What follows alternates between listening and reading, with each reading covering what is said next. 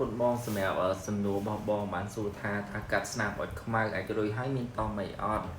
ចង់ប្រាប់បងថាសម្រាប់ការកាត់ស្នាមអុចខ្មៅកាត់អាចរួយអំដៀតមានតមិនទេបង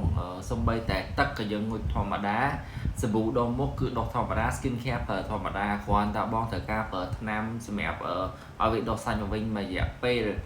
ដោយសារតែ MD មានថ្នាំបដិសាច់ពិសេសដែលគេហៅថា E-stem cell អញ្ចឹងនៅពេលដែលបងកាត់ហើយច្រើនតែឃើញស្នាមប្រហោងជ្រៅហ្នឹងអញ្ចឹងមកឲ្យមិនបារម្ភអីត្រឹមតែ2សប្តាហ៍គឺវាដុសមកវិញពេញ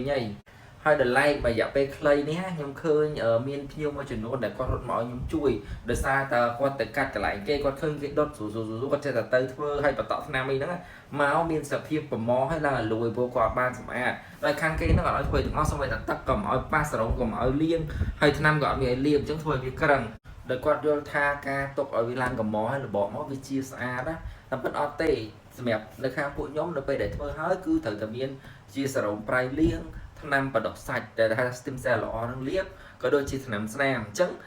ប្រកាសថាពេលដែលធ្វើហើយវាអត់សល់ស្នាមព្រោះថាបើសិនជាយើងធ្វើឲ្យសល់ស្នាមយើងធ្វើដើម្បីអីវាអត់ស្អាតណាស់មានចឹងបើចង់បានសុខភាពពិតគ្រូពេទ្យល្អថ្នាំបកាយម៉ាស៊ីនដណ្ដឹងមកអំឌីបានអរគុណ